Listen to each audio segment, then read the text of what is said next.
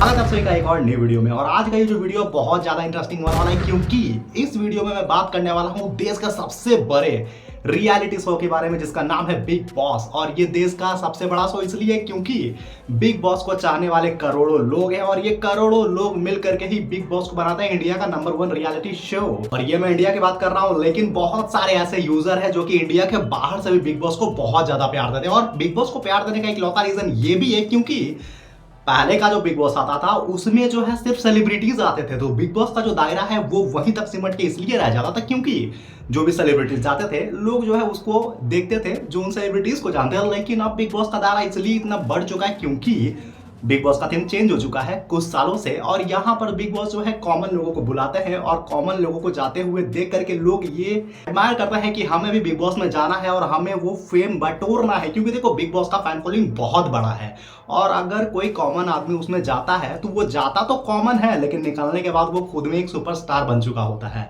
तो यहां तक थी बिग बॉस की कहानी। लेकिन इस बार का बिग बॉस बहुत ज्यादा इंटरेस्टिंग है, वो इसलिए क्योंकि इस बार जो है बिग बॉस ने शुरुआत होते ही अपना विनर डिसाइड कर दिया। और यही है इस वाले बिग बॉस का थीम, जिसका नाम है टाइम का तांडव।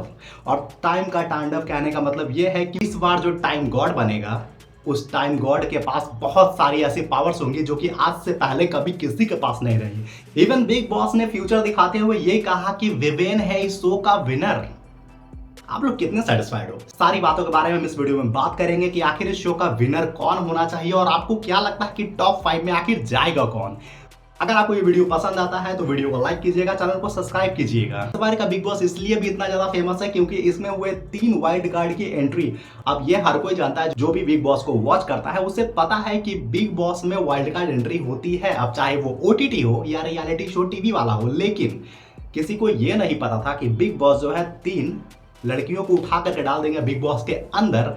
और नो डाउट कि हर कोई बिग बॉस में जाना चाहता है, लेकिन ये तीनों जाएंगे ये बिल्कुल पता नहीं था। और बहुत सारे ऐसे लोग हैं जो इन्हें जानते हैं और बहुत सारे लोग हैं जो इन्हें नहीं जानते हैं, लेकिन कोई फर्क नहीं पड़ता, बिग बॉस में जाने के बाद सारे लोग जानने लगेंगे। लेकिन एक बात तो है, और बिग बॉस में रजत ने भी कहा था कि मैं यहाँ आने से पहले अपनी चीजों को आर्काइव करके आया हूँ। आर्काइव कहने का मतलब ये हुआ कि मैंने बाहर में जो भी कांड किए हैं उन कांड को मैंने आर्काइव कर दिया। क्योंकि अगर ऑडियंस, आप देखो सिंपल सी बात है कि जब तक आप एक सोशल मीडिया प्लेटफॉर्म पे इंडिविजुअली काम कर रहे हो तब तक लोग आपको एक दायरे तक जान रहे हैं, वो धीरे धीरे दायरा बढ़ता है। लेकिन अगर आप चले जाते हो किसी रियलिटी शो में, करोड़ों लोग आपको देखेंगे, और उसमें से अगर आपका कोई ऐसा पॉइंट निकल करके आता है जो शायद लोगों को पसंद नहीं है, तो देखो शो जीतने का जो है चांसेस वो कम हो जाता है। उसी तरीके से कहानी इन तीनों को भी है। इन तीनों की अगर बात करें तो यामिनी, एरिन रोज, अदिति, ये तीनों जो है अपने इंस्टाग्राम पे बहुत ज्यादा फेमस है, खास करके अदिति। इसका एक बार जो है मीम बहुत ज्यादा वायरल हुआ था और उसी मीम से जो है ये वायरल होते चले गए। इवन ये खुद को जो है कंटेंट क्रिएटर बताती है, ये जो है कुछ इस तरीके का कंटेंट बनाती है और ये कंटेंट बहुत सारे लोगों को पसंद भी आता है। इवन कुछ लोगों ने तो कमेंट भी कर दिया था कि क्या बिग बॉस हमें इनकॉग्निटो पे देखना पड़ेगा। अब देखो ये तो बिग बॉस में जाने के बाद ही पता चलेगा। तो जब इन तीनों का एंट्री बिग बॉस में होता है, बिग बॉस में जो लड़के हैं उनके चेहरे देखने लायक थे।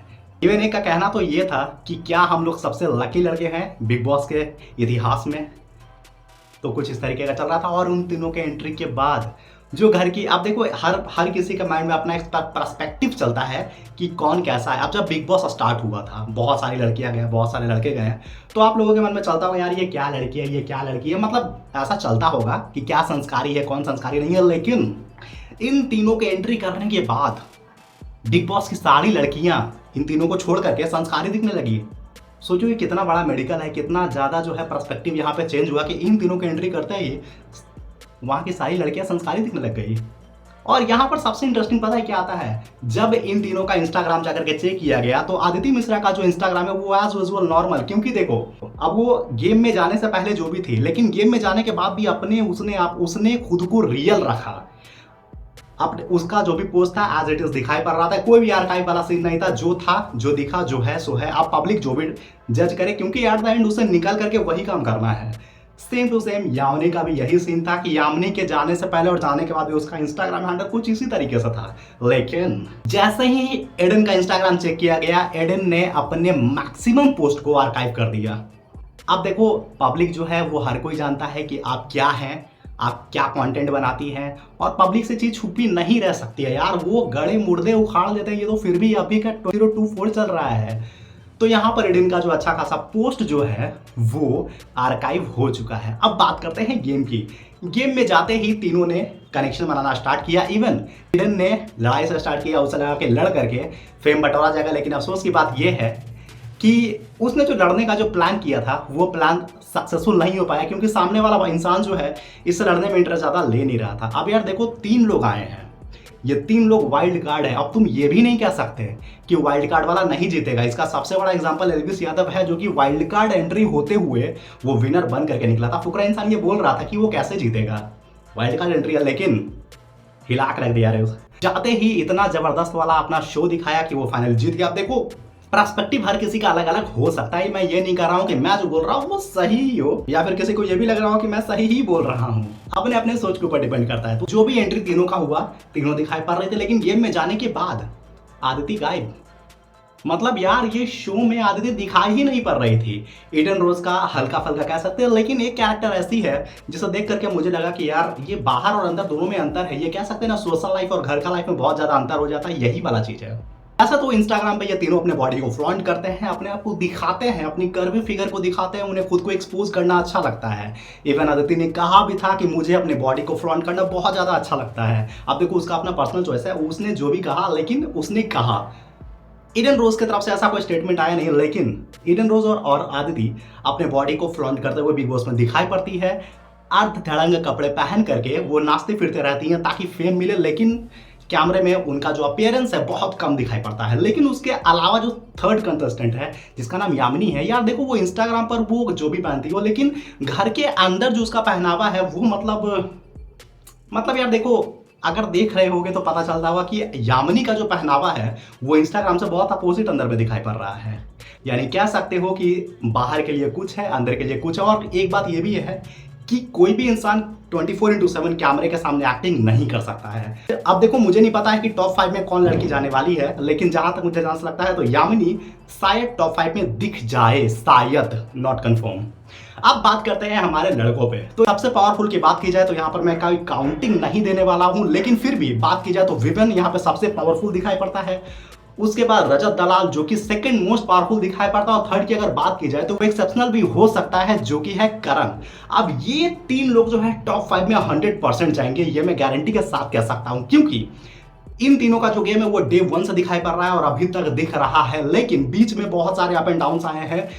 और इसीलिए बिग बॉस ने गेम को चटपटा करने के लिए, इंटरेस्टिंग करने के लिए यहाँ पर 3 जो है वाइल्ड कार्ड एंट्री की। और ऐसा नहीं कह सकते कि 3 वाइल्ड कार्ड एंट्री कराने के बाद इसे हम बिग बॉस का फेलियर बता सकते हैं, बिल्कुल नहीं। यहाँ पे एंट्री कराने के बाद बिग बॉस का जो ग्राफ है, जो कि ऑलरेडी चल रहा था अच्छा खासा, ये थोड़ा सा बूम हुआ।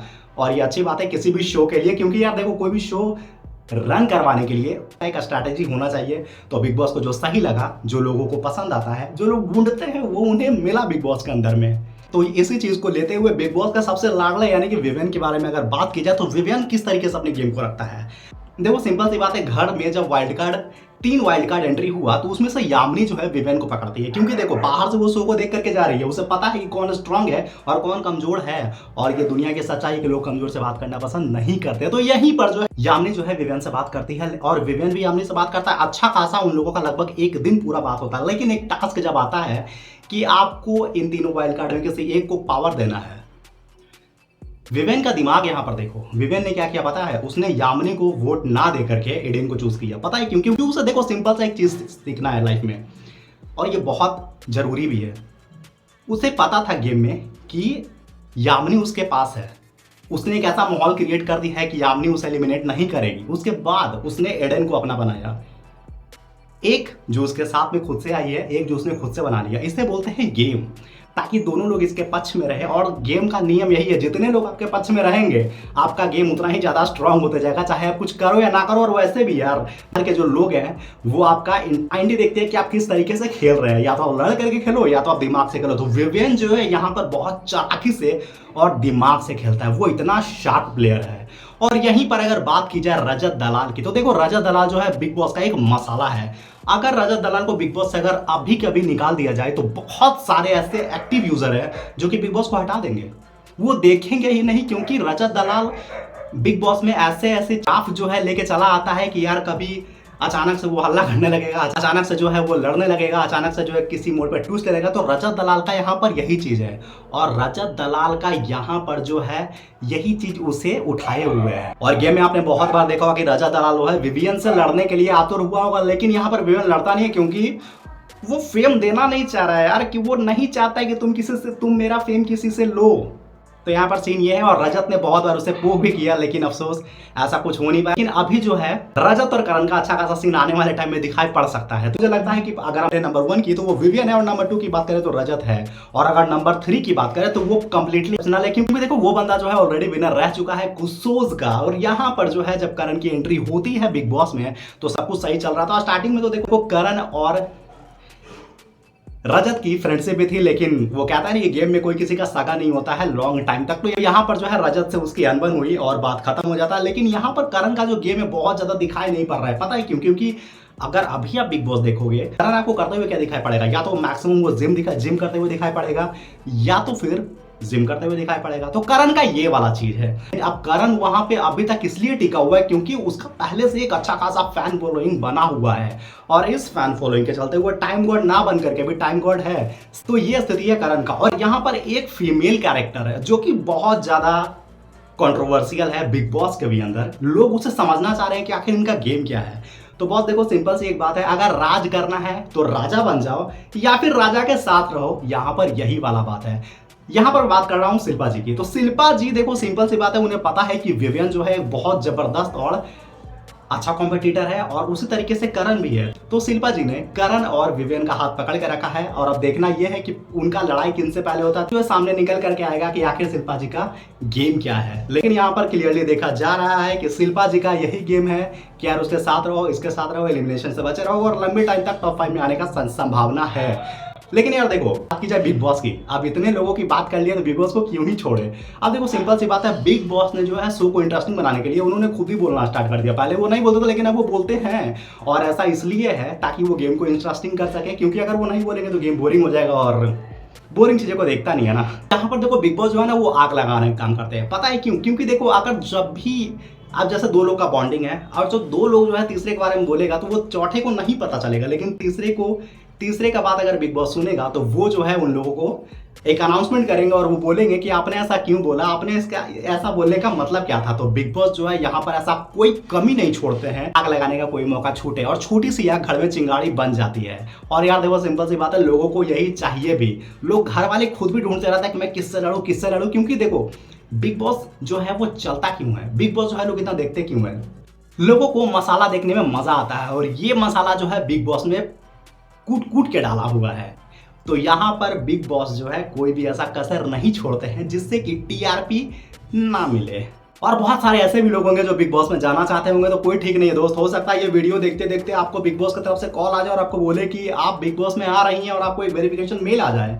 तो देखो जिसको बिग बॉस में जाना है वो जो है प्रयत्न में लगे रहो, क्योंकि जब ये तीनों जा सकती हैं तो आप भी जा सकते हो। क्योंकि देखो यहाँ पर टैलेंट की कमी नहीं है, थोड़ा सा अलग करो यार, बिग बॉस में चले जाओगे।